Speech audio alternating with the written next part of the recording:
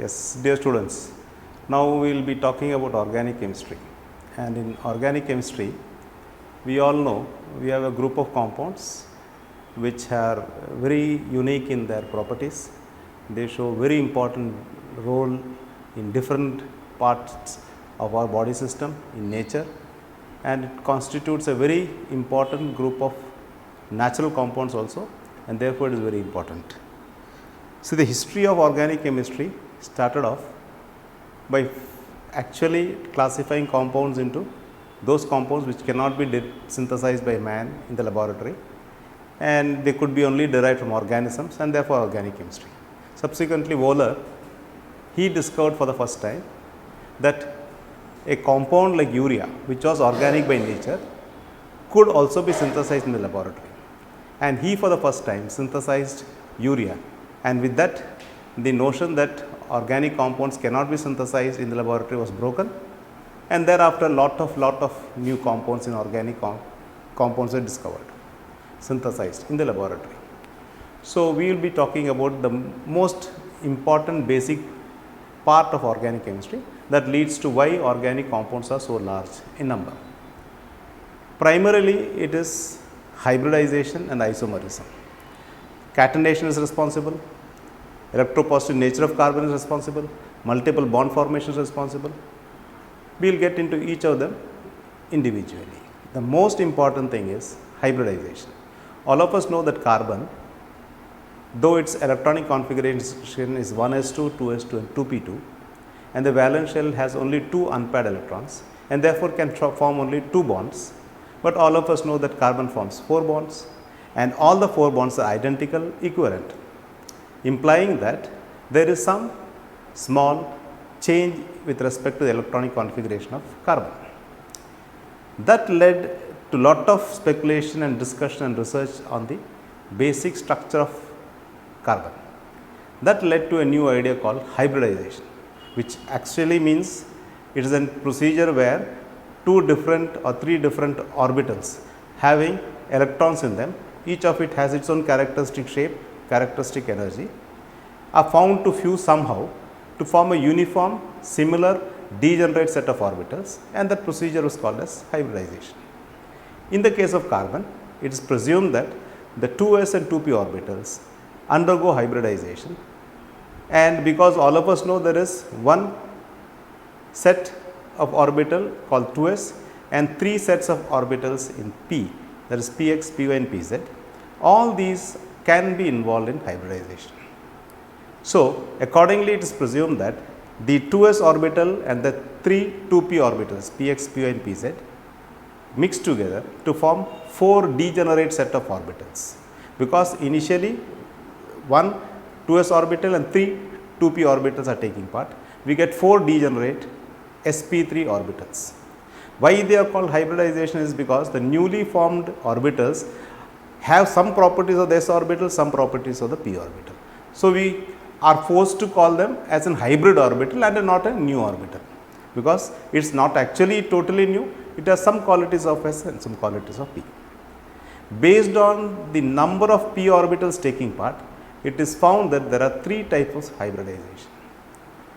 When one s orbital, one 2s orbital and 3 2p orbitals take part, we get 4 degenerate orbitals, all of them are called as sp3 orbitals. When one 2s orbital and 2 p orbitals take part, we get 3 degenerate orbitals and we call them sp2 orbitals.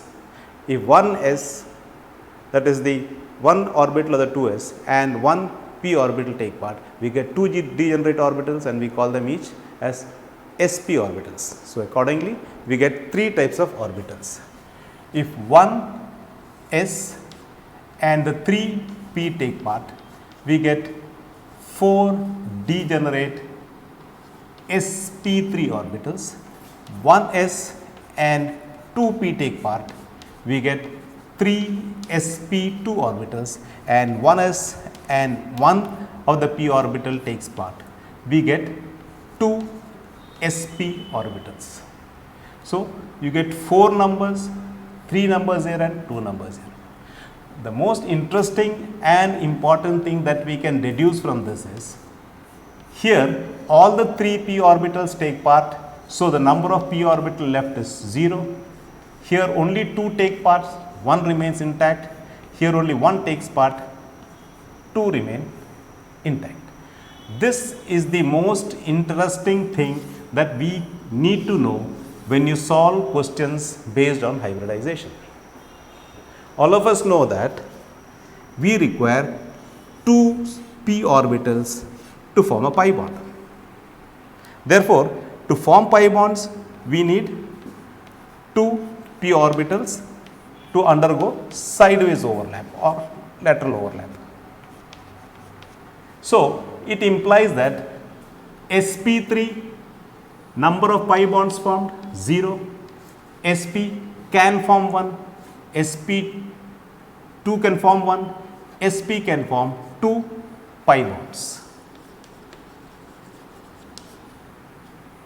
Inversely, if you can find out the number of pi bonds that a carbon is making, you can find out its hybridized state. For example, if I take a compound like hept 1-ene 4-ine, you can very easily talk about the hybridized state of each of the carbons. All of us know hept means 7. 1-ene 4-ine. This carbon is forming 1 pi bond, therefore it is sp2.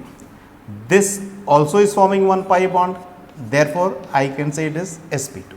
This is not forming pi bond, then I can say it is sp3. This is forming 2 pi bonds, I can say it is sp. This again is forming 2 pi bonds, it is sp. This is not forming a pi bond, therefore it is sp3. This again is sp3. Very easy. Just look at the name and you can find out the hybridized state of any carbon. Generally, we get questions like this. Any carbon's hybridized state can be easily found out. One interesting example is this. Suppose you get a compound like this, but 1,2 diene. This is interesting because when I say 1,2 diene, this is the compound. Here it forms 1 pi bond, sp2. This is forming 2 pi bonds. Therefore, it is sp. This is sp2, while this is sp3. So, this is interesting because it has an sp carbon, sp2 carbon, sp3 carbon, all the 3 types of hybridization. So, if the double bonds are continuous cumulative enes, there will be an sp carbon even though it is an ene. So, let us differentiate. It is not necessary to be an ine to have sp carbons. Even an ene, cumulative enes can also have sp carbons. Another interesting thing that you can deduce from hybridization is bond length. All of us know bond length is the overlap of orbitals and nature of orbital differs, therefore, you get different lengths of bonds. In the case of a carbon-carbon single bond, all of us know it is 1.54 angstrom units. In the case of carbon-carbon double bond, it is 1.34 angstrom units. In the case of carbon-carbon triple bond, it is 1.20 angstrom units. Why it is 1.54? Because 2 are long orbitals, sp3 orbitals, and there is only 1 bond. Why is it 1.34? Why it is less? 2 bonds and both are sp2. Why it is 1.20? 3 bonds and both are sp. Naturally, the size is less. In an example like this, they may ask us the bond length. Easy for us to find out. Find out the nature of the carbon, sp to sp2, 2 bonds, length will be 1.54.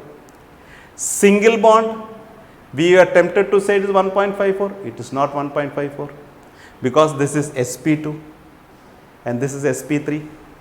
When will it be 1.54? Only when both are sp3. So, it is single bond, but it is not 1.54. Be very careful. This is again single bond, but the bond length will not be 1.54 because it is an sp carbon here. This will be 1.20 because triple bond, both sp carbon. This will be again not 1.54. This will be 1.54 because both are sp3 and there is only one bond. Now, when you look at this compound, I can say about these 4 single bonds, I can say very easily that D is the longest, followed by A, followed by B equal to C, because B is sp sp3, C is sp sp3 and single bond.